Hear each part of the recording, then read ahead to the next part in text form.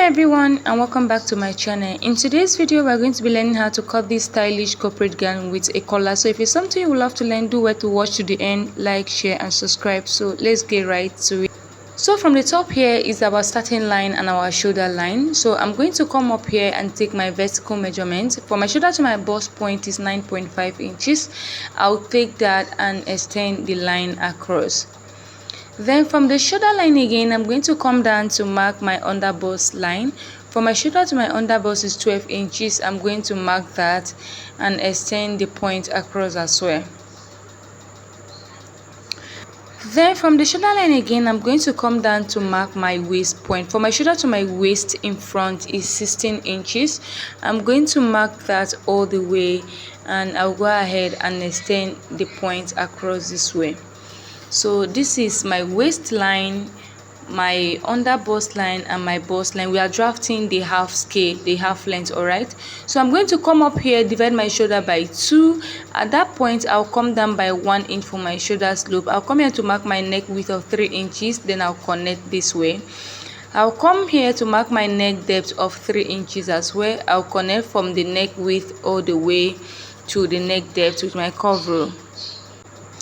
The next thing is to mark our chest line. To mark your chest line, you are going to divide your bust by 6, then add 1.5 inches to the measurement, and mine is 7. After dividing, I'm going to go ahead and extend the point across this way. So this is my chest line. On my chest line, I'm going to mark my shoulder measurement here to have a straight line from up. I'm going to connect from the shoulder slope all the way to the point we just marked on the chest line. I'm going to come to this line and divide it into 2 equal halves to get the midpoint. At the midpoint, I'm going to go in by ½ an inch. I'll come to the chest line, divide my bust circumference by 4. I'll mark it here. I'll go ahead and connect the point together to form my armhole. The next thing is to mark our dart. And to mark your dart, you are going to divide your nipple to nipple measurement by 2. My nipple to nipple measurement is 7 divided by 2 is 3.5. I'll mark it on the bust line, on the under bust line, and also on the waistline. I'll go ahead and connect this point together with a straight line. So this is our center front and this side is our side front. So on the center front here, on the under bust line, I'm going to be marking ½ inch here, but if you're a plus size person, you can mark 1 inch on the center front, and then on the side front you mark 1.5 inches. So I mark ½ inch on the center front, on the side front I mark 1 inch. I'll go ahead and connect this point together with a straight line this way. Like I said, I mark ½ inch on the center front and 1 inch on the side front. Okay, then from the bust line I'll come down by 1 inch. Then I'll connect from the under bust with my curve rule all the way to that point. I'll do the same thing on this other side.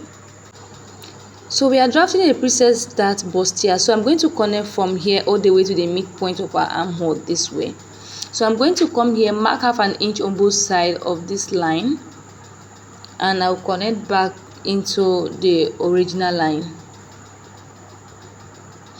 So the 1 inch we took here for our tightening, I'm going to replace it on this lower line so that we don't have any shortage. I will extend this to that 1 inch.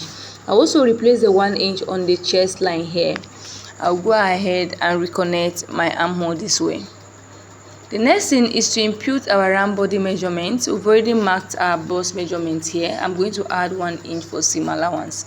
I'll come to the under bust, divide my under bust by 4. I'll mark it. Then the 1.5 inches for that I'll replace it.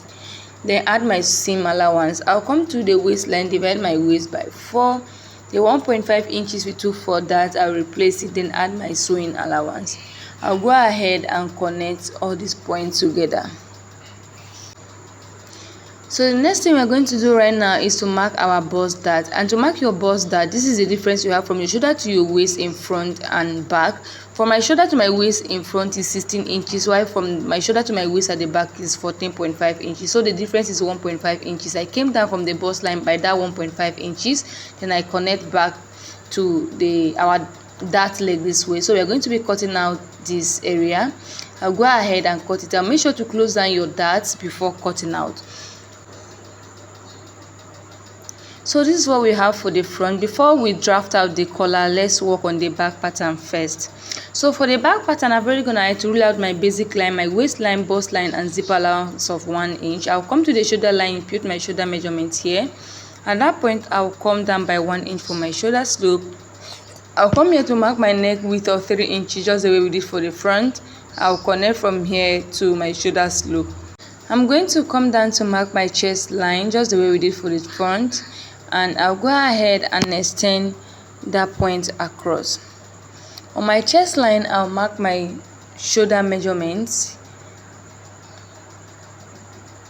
and I'll connect from the shoulder slope all the way to the point we just marked on the chest line. So I'm going to come to this line, divide it into 2 equal halves to get the midpoint. At the midpoint, I'll go in by ½ an inch. Come to the chest line, divide my bust circumference by 4, and I'll connect the points together to form my armhole. The next thing is to mark our dart. Divide your nipple to nipple measurement by 2. I'm going to mark it on the bust line, chest line, and also on the waistline. I'll go ahead and connect the point together with a straight line. On the waistline, I'm going to be marking ½ an inch on both sides of our dart leg here. I'll come down by 1 inch from the chest line. I'll go ahead and connect my dart this way. The next thing is to impute our round body measurement. We've already marked our bust measurement. I'll add my seam allowance of 1 inch.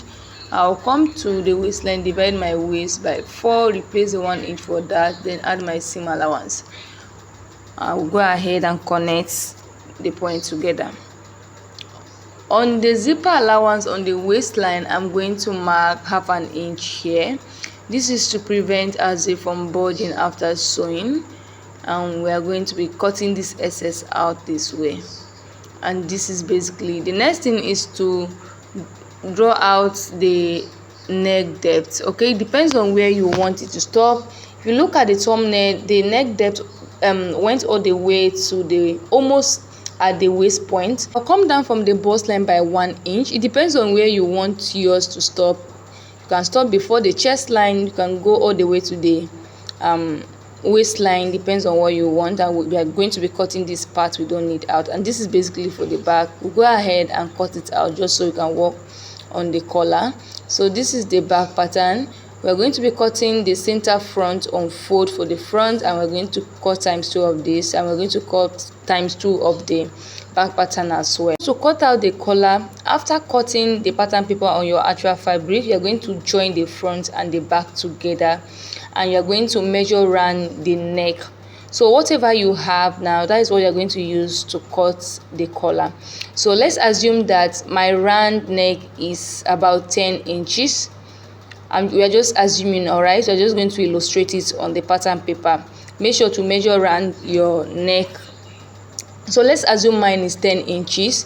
I'm going to fold this paper like this into 2, and I'm going to come down to mark the 10 inches. My paper is folded into 2, so I'm just going to mark 5 inches here. By the time you open it up, it's going to be 10 inches, all right? So for the width of the collar, I'm going to be marking 2.5 inches. It depends on how wide you want yours. You can do 2, you can do 3 inches. Okay, I'm marking 2.5 inches, ½ inch for joining, and I'll be left with 2 inch. All right, I'm going to mark it all the way, and then I'll connect. Please make sure when marking the length of your collar, add like extra 1 inch to 1.5 inches to the measurement. All right, so from the length now, I'll connect to the end of the pattern paper this way. I added like extra 1.5 inches, and I'm just going to cut it out this way. So once you open it up this way, this is how it's going to be looking like. You're going to sew down here and here, and you're going to have that. By the time I attach it, it's going to come out really nice. So this is basically it for this tutorial. If you find this video helpful, please do to like, share, and subscribe. If you have any question, do to drop it in the comment section. Thank you so much for staying tuned, and I will see you in the next video.